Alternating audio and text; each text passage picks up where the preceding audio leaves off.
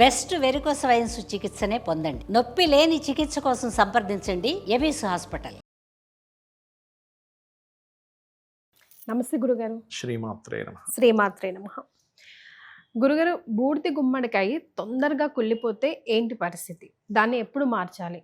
అసలు ముందుగా బూడిద గుమ్మడికాయని మనం పెట్టుకోవాలి, ఇంటికి తీసుకురావాలంటే మనం పాటించవలసిన నియమాలు ఏంటి, ఎప్పుడు పెట్టుకోవాలి, ఇలాంటి వివరాలన్నీ నాకు తెలియజేస్తారా? తప్పకుండా అమ్మా. ఫస్ట్ ఆఫ్ ఆల్ ఏంటంటే గుమ్మడికాయ కానీ, నిమ్మకాయ కానీ, లేకపోతే కొబ్బరికాయ ఇట్లాంటి వాటిల్లో ఒక ఎనర్జీ ఉంటుంది ఫస్ట్. ఆ ఎనర్జీ ఏంటంటే మనకు వచ్చి ఇంటికి వచ్చేటువంటి నెగిటివ్ ఎనర్జీని అది తీసేసుకుంటుంది.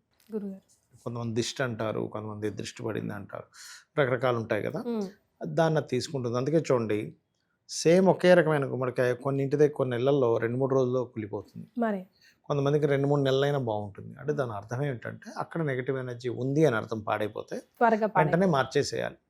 చాలామంది ఏం చేస్తారు, ఆ కుళ్ళిపోయిన దాన్ని అలాగే పెట్టుకుంటారు. అది చాలా ప్రమాదం.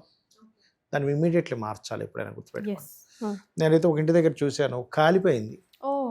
అసలు ఆ ఓనర్ అయితే ఆశ్చర్యపోయాడు, ఇది ఏంటి సార్ ఇట్లా కాలిపోయింది. కాలిపోవడం విచిత్రం. ఇంకా ఏమిటో ప్రభావం గురుగారు? ఆ ఇంటి ఎదురుగా వాళ్ళు ఎప్పుడు వీళ్ళ మీద పడి గొడవ, ఎప్పుడు ఏదో గొడవ అనమాట.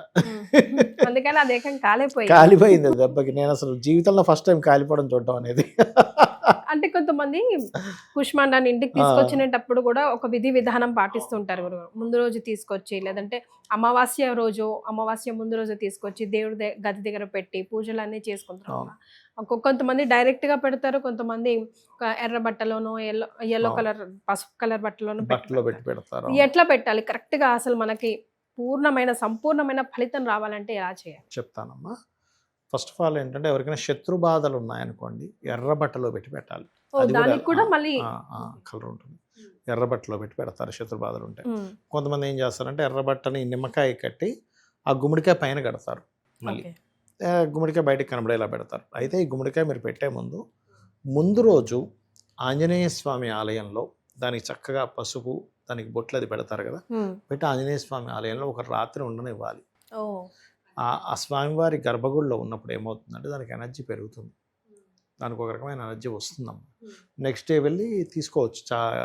పెట్టమంటే పెట్టిస్తారు. నెక్స్ట్ డే వచ్చి తీసుకొని వీలైతే శనివారము లేదా ఆదివారము, అమావాస్య నెక్స్ట్ డే, లేదా కొంతమంది అమావాస్య రోజు కూడా కడతారు. దానికేం ప్రాబ్లం లేదు. మీరు ఎంత తొందరగా అయితే అంత తొందరగా కట్టుకోవడం ముఖ్యం, రోజు కంటే కూడా.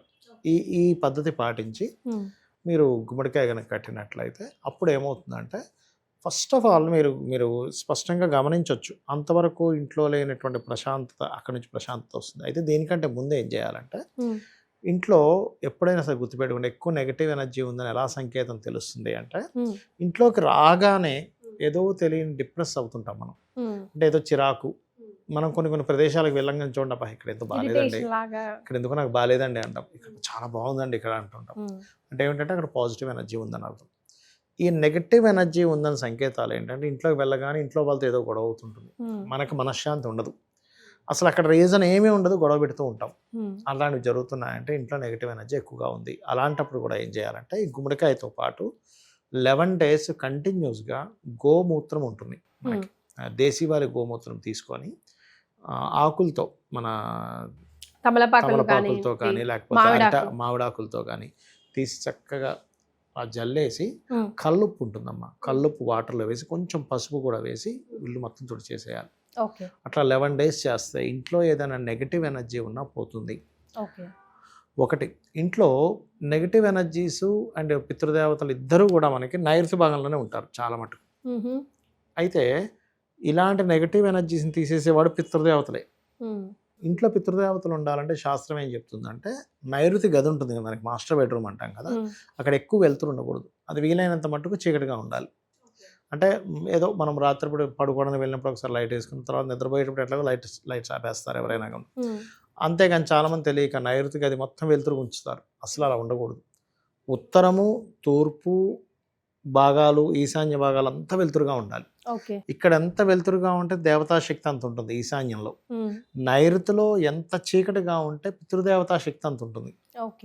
పితృదేవతలు రెండు ఇంపార్టెంటే మనకి. పితృదేవతలు ఇంట్లో సంచరిస్తుంటారమ్మా. మనం ఇంట్లో వాళ్ళమే ఉన్నామనుకుంటాం, తప్పు.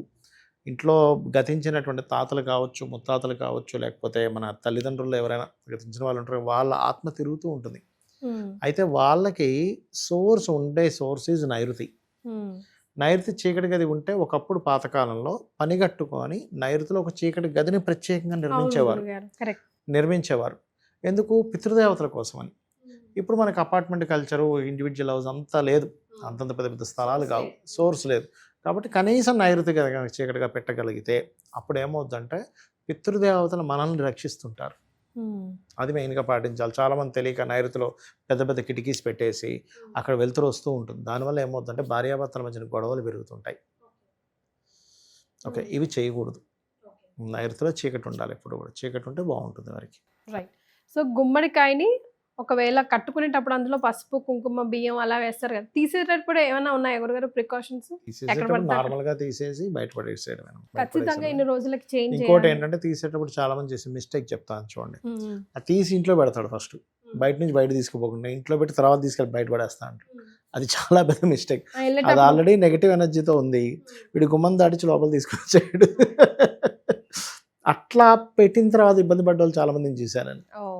మళ్ళీ దానికోసం పరిహారం మళ్ళీ అంటే ఇప్పేసి వెంటనే అట్లాగే తీసుకెళ్ళిపోవాలి, బయటికి పడేసి ఇంకోటి వెంటనే కట్టేసారు. ఇంకొంతమంది ఏం చేస్తారు, అది తీసేసి సరే రేపు చేస్తాను కదా రేపు కట్టుకుందాం అని అంటారు. ఇదంతట్లో ఏమీ కట్టాడు, అంతట్లో మళ్ళీ ఇంకో నెగిటివ్ ఎనర్జీ ఇంట్లోకి ఫామ్ అవుతుంటుంది. అందుకే శాస్త్రంలో గుమ్మం పెట్టేటప్పుడే కొన్ని పదములు చెప్పారు. అంటే ప్రతి డైరెక్షన్కు కొన్ని పదాలు ఉంటాయి. ఇప్పుడు ఇంద్ర జయ పదం తూర్పు అయితే, ఉత్తరం అయితే ఒకటి, పడమరైతే ఒకటి, దక్షిణం అయితే ఒకటి అని చెప్పారు. ఆ పదాల్లో డోర్స్ ఉంటే ఫస్ట్ నెగిటివ్ ఎనర్జీ లోపల రావడానికి తగ్గుతుంది ఫస్ట్. గురుగారు పొజిషన్ కూడా, ప్లేస్ కూడా, దానికి దిశలు కూడా ఉంటాయా? ఈ ఏంటి, ఏ ప్లేస్ లో పెట్టాలంటారు? అంటే ఇప్పుడు చూడండి, మీకు అంటే ఇది మళ్ళీ ఇంకో వీడియోలో చూపిస్తాను నేను మీకు. ఇక్కడ ఇచ్చారు చూసారా, ఇక్కడ ప్రతి దానికి పాయింట్స్ ఉంటాయమ్మా. ఇట్లా ఒక చక్రం, శక్తి చక్రాన్ని పెట్టి మనం ఒక డోర్ పెడుతున్నామంటే ఇక్కడ ఇక్కడ కరెక్ట్గా ఇక్కడ ఒక పదం ఉంది అనేటువంటి దాని పరంగా ఇక్కడ చూడండి E3 E4 అని కనిపిస్తుంది చూసారా, ఇట్లా అలాంటి వాటి దగ్గర పెట్టుకోవాలి. మనం ఎప్పుడూ కూడా ప్రతి డైరెక్షన్ నుంచి అంటే ప్రతి దిశలో 3వ భాగము 4వ భాగం మంచిదమ్మా ఎప్పుడు కూడా. ఓకే. అయితే కంపాస్ పెట్టి, కంపాస్ నార్త్ ఎన్ని డిగ్రీస్ తిరిగిందో చూసి ఈ రకంగా చక్రం వేసుకొని పెట్టాలి. అన్ని లాజిక్లు ఉన్నాయా గురుగారు? అంటే గుమ్మం మీద పెట్టడం, లేదా గేట్ ఉంటే గేట్ ముందు పెట్టడం, అంటే మామూలుగా గుమ్మం మీద పెడతాం మనం. నేనే డోర్ పాయింట్ పెట్టే విషయంలో ఈ గుమ్మడికాయ మాత్రం డోర్ పైన పెట్టేసుకోవచ్చు, నో ప్రాబ్లం. అట్లా. Right. Thank you so much గురుగారు. శ్రీమాత్రే నమః. శ్రీమాత్రే నమః.